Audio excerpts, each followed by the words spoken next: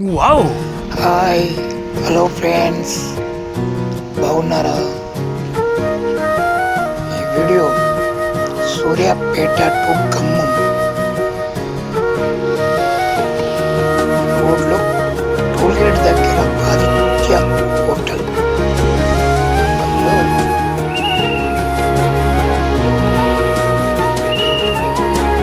నేనేది అన్నా బాగుంది కన్నా అంటూనే ముద్దాడుతావే నీవే నా పక్కనుంటే చాలే.